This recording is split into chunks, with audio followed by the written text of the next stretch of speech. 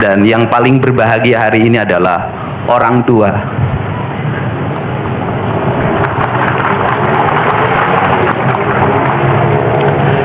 Dari 273 anak-anak Jawa Barat yang terjaring di seluruh provinsi Jawa Barat dengan berbagai latar belakang, dengan berbagai kondisi, dengan berbagai keadaan, hari ini sudah tumbuh menjadi anak-anak yang sehat, memiliki visi dan memiliki harapan.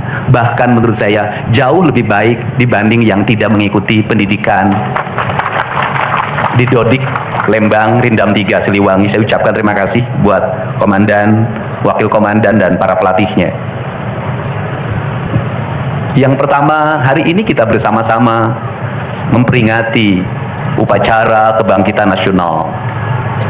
Saat masyarakat Indonesia, masyarakat Nusantara disadarkan dari ketertutupan telinganya, dari ketertutupan matanya, dari ketertutupan hatinya, dari kebutaan matanya, dari ketulian telinganya, dari kebisuan lidahnya, dan dari ketutupan hatinya, di mana saat itu kita masuk pada sebuah fase kita ternina bobokkan oleh imperialisme kolonialisme yang menghamparkan lapangan pekerjaan, yang menghamparkan perkebunan, yang menghamparkan areal persawahan, yang menghamparkan areal-areal irigasi, yang menghamparkan areal bendungan.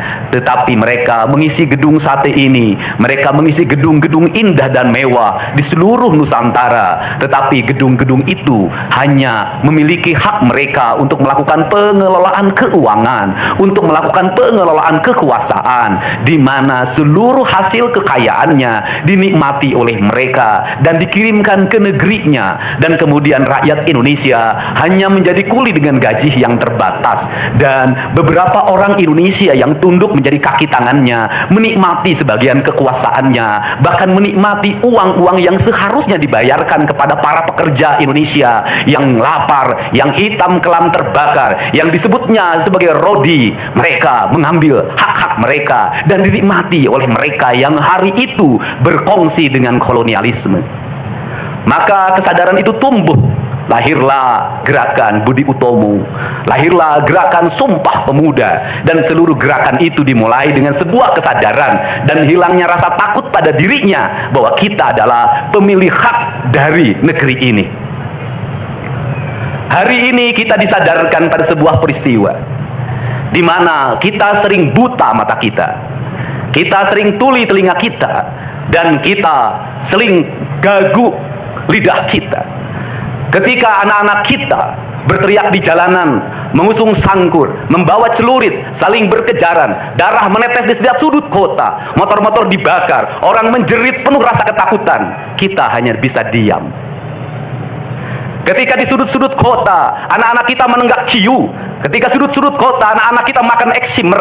Ketika di sudut-sudut kota, anak-anak kita makan minuman oplosan. Mereka jatuh tersungkur, matanya merah penuh dengan rasa emosi, pulang ngamuk ke orang tuanya. Kita hanya bisa diam.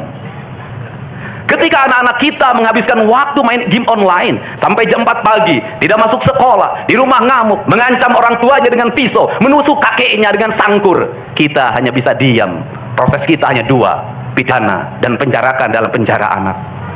Tetapi kita tidak pernah menyadari bahwa seluruh lorong-lorong kegelisahan mereka, seluruh hiruk-pikuk jalanan tak membuat mereka nyaman. Sudut-sudut rumah menjadi neraka bagi kehidupan mereka. Lapang-lapang bola tergusur menjadi industri perumahan, pemukiman, dan pertokoan. Mereka kehilangan tempat bermain. Mereka kehilangan air yang jernih di sungai sehingga bisa mereka berenang. Mereka kehilangan gunung-gunung yang indah tempat mereka bercengkrama dengan alam. Mereka kehilangan sawah yang terhampar. Yang mereka lihat adalah kebisingan dan kebisingan. Bising di jalanan karena knalpotnya brong. Bising di rumah karena orang tuanya bertengkar. Maka mereka lari dalam lorong-lorong gelap. Digenggamnya handphone, diambilnya obat-obat terlarang, ditengahnya minuman dalam sebuah kelompok yang sama. Kita orang-orang yang terpinggirkan di rumah, kita orang-orang yang terpinggirkan di sekolah. Guru-guru telunjuknya menunjuk pada wajahnya, tapi tak bisa memberikan solusi kegelisahan jiwanya. Semua orang hanya memberikan pengamatan, analisis, kajian. Itulah metodologi yang dikembangkan bangsa ini. Tetapi tidak ada yang berani mengambil solusi, mengangkat mereka di sudut jalanan, dimasukkan ke barak, dididik secara militer, diarahkan menjadi anak-anak yang berguna. Kedisiplinan militer adalah harga mati bagi kemajuan bangsa, bukan musuh palsu. Pandangan-pandangan buruk terhadap militer adalah pandangan-pandangan orang yang takut anak-anak Indonesia bangkit, yang takut anak-anak Indonesia mencapai kemajuan. Mereka takut bangsa ini menjadi bangsa kokoh dan tegap. Mereka ingin bangsa Indonesia menjadi bangsa pemabuk yang setiap hari mabuk akan ilmu pengetahuan, yang setiap hari bertengkar di TV, yang setiap hari bertengkar di medsos, sementara hamparan kekayaan alam diambil sama mereka. Janganlah kita menjadi antek dari bangsa lain, memporak-porandakan diri sendiri dan bangsanya dengan alasan pengetahuan, dengan alasan hak asasi manusia. Anak membawa motor di bawah umur adalah pelanggaran hak anak. Kapan kita bertindak? Dan selama ini kita membiarkan anak-anak nonton film tanpa didampingi oleh orang tua. Itu adalah pelanggaran anak, dan kita tidak pernah bertindak. Anak-anak di bawah umur merokok, minum minuman keras, itu adalah pelanggaran hak anak. Semuanya kita berdiam. Anak-anak main game online, nonton tayangan-tayangan dewasa lewat media sosial, kita berdiam. Negeri ini akan hancur manakala semua orang berdiam. Maka orang yang memegang kekuasaan harus menggunakan tangannya untuk merubah seluruh kemunkaran ini menjadi sebuah kebajikan. Kalau kita berkomitmen pada bangsa ini, problem anak-anak kita adalah mengkonsumsi tayangan yang bukan haknya di media sosial. Maka saya meminta peraturan pemerintah yang mengatur tentang itu segera dilaksanakan. Anak-anak di bawah umur tidak boleh mengakses media sosial yang bukan haknya. Seberapa besar pun gagasan yang saya gagas, seberapa kuat pun kekuatan yang saya bangun, saya tidak akan bisa melawan jutaan akun yang merasuki otak kiri dan otak kanan anak-anak kita. Untuk itu, pada saat ini sudah saatnya kita tidak saling menyalahkan. Untuk itu saat ini tidak ada salahnya kita mengambil tindakan berdasarkan perilaku kita masing-masing. Perilaku ekonomi menyebabkan anak-anak kita kehilangan ibunya karena pergi ke luar negeri. Perilaku ekonomi mengakibatkan anak-anak kita tidak pernah bertemu dengan ibu dan bapaknya karena mereka mencari rezeki.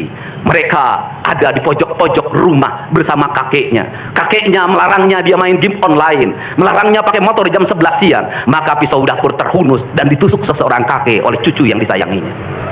Kerangka pijak seperti ini harus dibangkitkan oleh kita. Semangat militer, bukan militerisasi. Kalau anak-anak dibangunkan jam 4 subuh, di mana letak salahnya dan di mana letak pelanggarannya? Kalau anak-anak dibangunkan kemudian disuruh membereskan tempat tidur, apa salahnya dan apa pelanggaran hak anaknya? Kalau anak-anak disuruh sholat subuh, apa pelanggaran haknya? Kalau anak-anak mengikuti kuliah subuh, apa pelanggaran anaknya? Kalau anak-anak disuruh ngantri kemudian makan pagi, sarapan pagi dengan telur, dengan nasi, dengan pisang dan minum susu, di mana letak salahnya?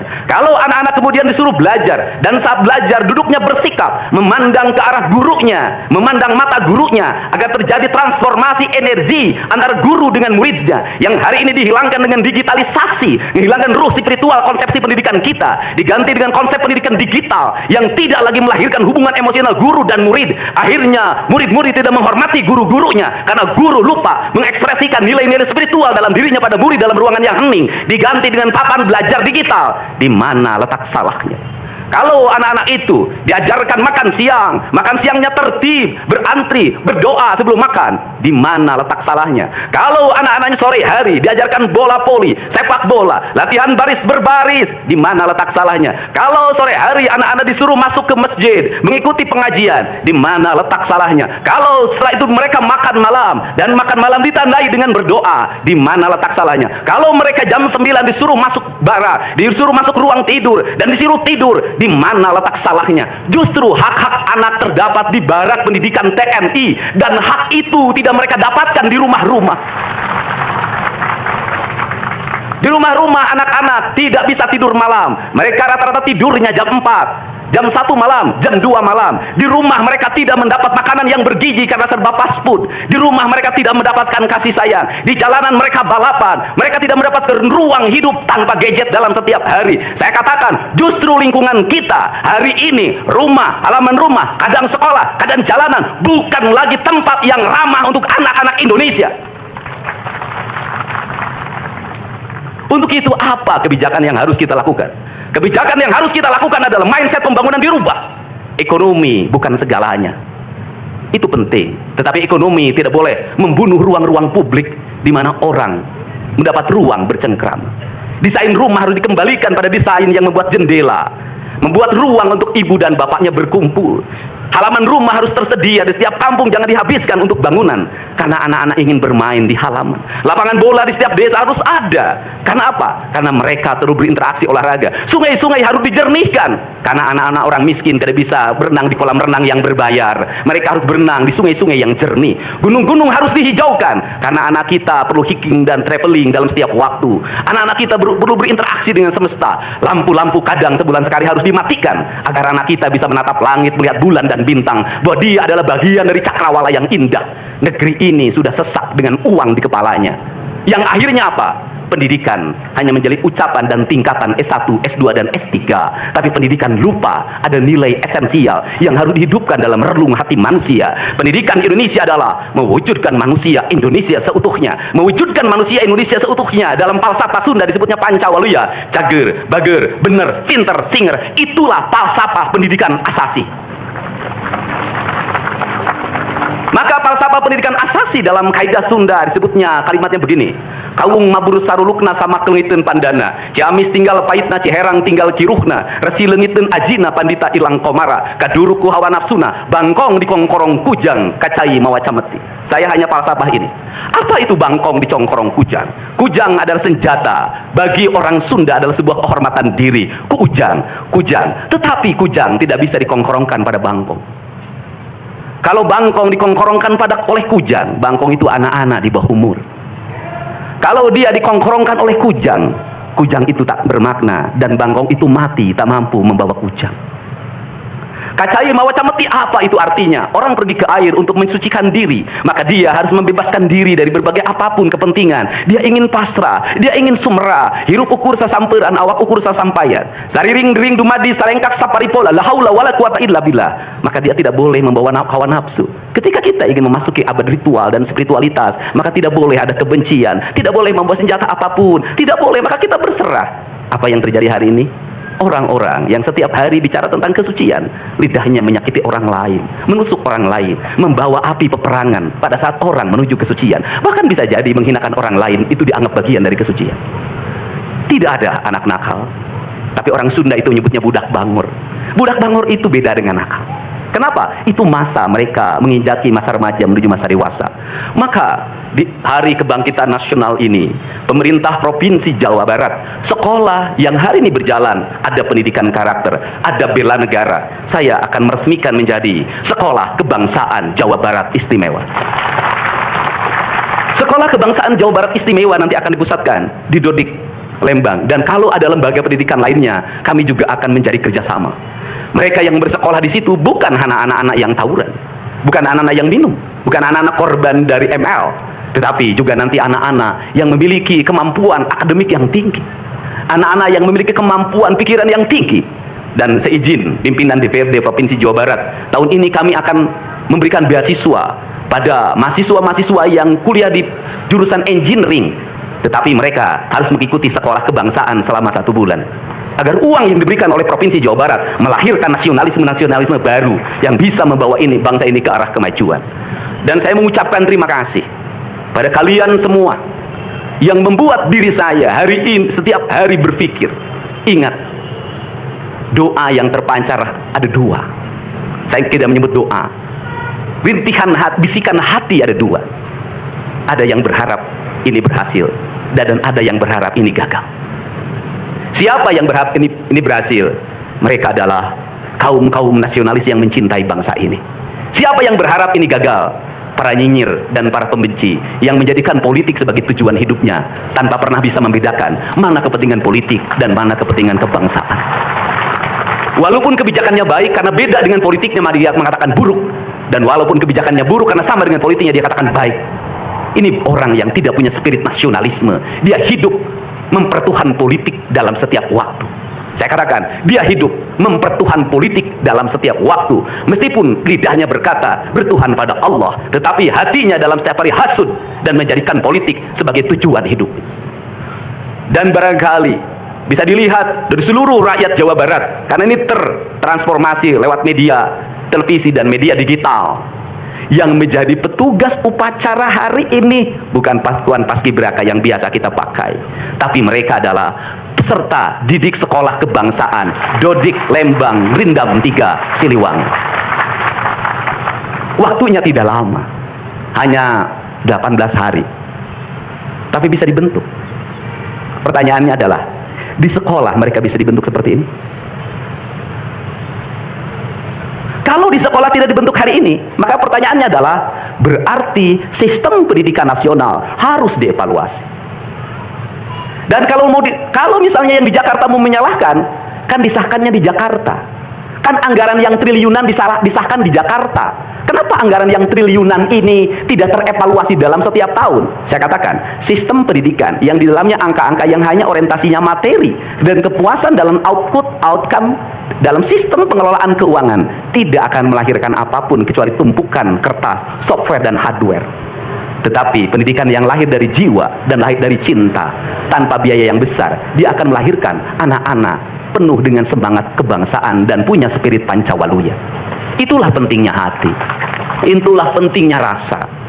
Untuk itu hari ini ada antrian, ribuan orang yang ngantri ingin memasuki pendidikan di pendidikan sekolah kebangsaan. Dan kalian semua hari ini bisa bertemu dengan orang tuanya, bisa mendapat sertifikat dari kami, dan bisa pulang dulu. Nanti dalam 2 minggu sekali kami siapkan mobil di setiap kabupatennya untuk pergi ke Dodik lagi, mengikuti pematangan, bukan di Dodik, nanti di Badan Diklat PSDM Pemda Provinsi Jawa Barat, kalau nanti di Dodik diisi oleh siswa yang baru. Dan kami akan memantau perkembangan kalian dalam waktu 1 tahun, bukan 6 bulan. Dan saya sudah meminta kepada Dinas Kesbangpol, Dinas Pemuda Olahraga, di upacara peringatan 17 Agustus 1945 Pemda Provinsi Jawa Barat, seluruh pesertanya berasal dari siswa didik sekolah kebangsaan di Dodik, Lembang. Kalian semua jadi petugas upacara Agustusan.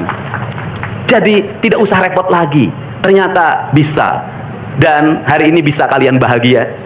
Saya ngasih bonus untuk petugas upacara dari Dodik ini 25 juta untuk dibawa pulang ke rumahnya masing-masing.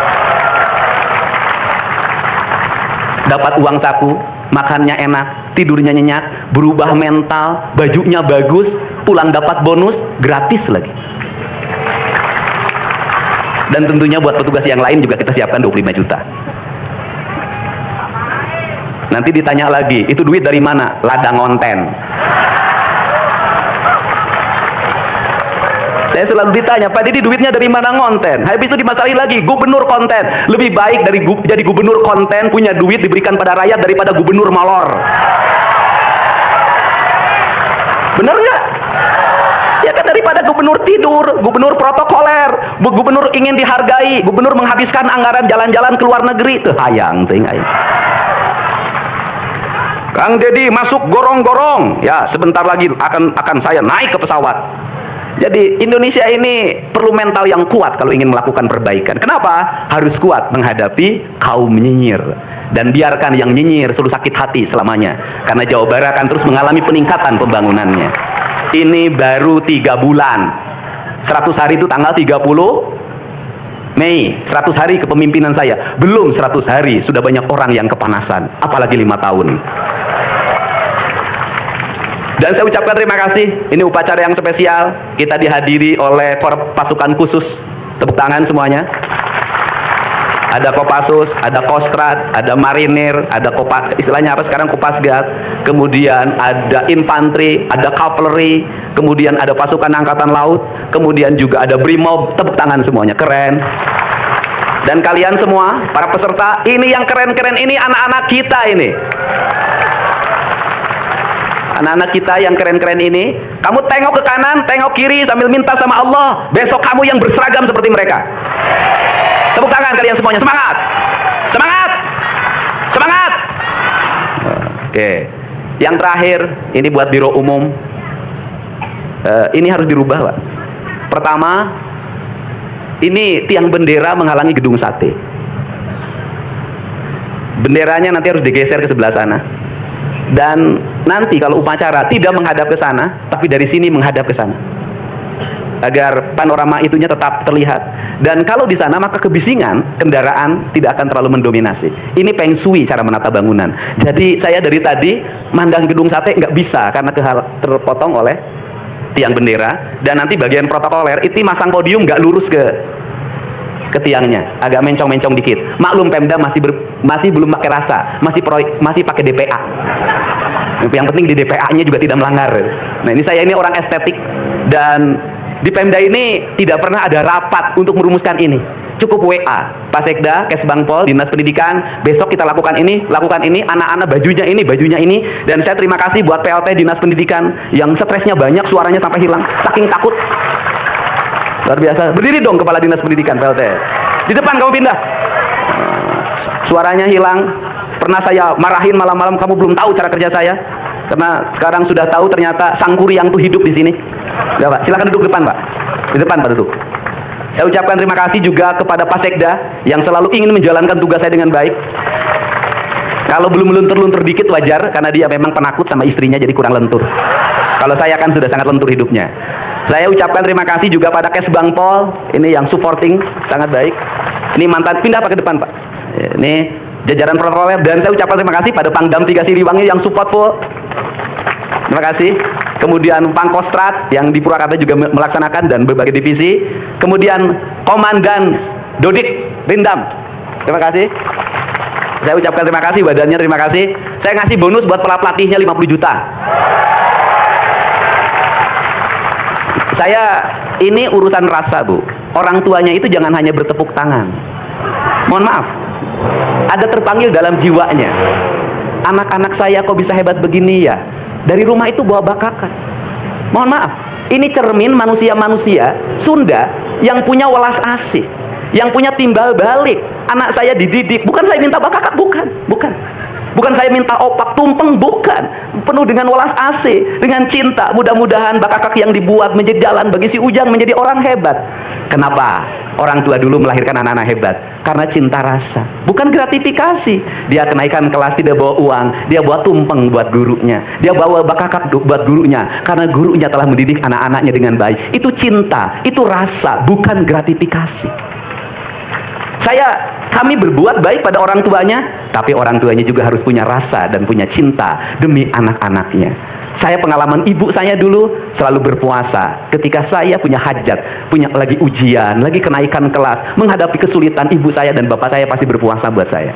Saya minta ibu dan bapak, coba rajinlah berpuasa bagi anak-anaknya. Bisa jadi, mohon maaf, bisa jadi anak-anaknya seperti ini, rasa orang tuanya yang harus diperbaiki. Bukan kesalahan anaknya, tetapi rasa dan cinta orang tuanya juga harus dibenahi. Hidup itu alam, Pak, interaksi. Buktinya sama tentara nurut, sama ibu nggak nurut, sama bapak nggak nurut. Nah ini, makanya untuk itu dari sekarang mari bangun cinta negeri ini, karena negeri ini adalah negeri Siliwangi, negeri Silih Asa, negeri Silih Asi, negeri Silih Asu, negeri Sigili Pikanyaa. Bagi mereka yang tidak ngerti Siliwangi, tidak tahu makna Siliwangi, tidak pernah berkontemplasi dengan Siliwangi, jangan coba-coba Anda berbuat tidak baik terhadap tanah Siliwangi. Saya sampaikan itu, kaluhur tesirungan kehandap teakaran. Ini saya ucapkan terima kasih seluruh pasukan. Saya ucapkan terima kasih buat Panglima TNI, Kepala Staf Angkatan Darat, Angkatan Laut, dan Angkatan Udara, Pangdam 3 Silo, dan seluruh jajaran. Semua terima kasih. Hari ini adalah hari bangkitnya kita. Hari ini adalah hari kemajuannya kita. Dan kita mulai seluruh perubahan ini dari tanah kita, tanah Sunda, tanah Siliwangi. Wallahu muwaffiq ila aqwamit thoriq. Assalamualaikum warahmatullahi wabarakatuh. Sampurasun.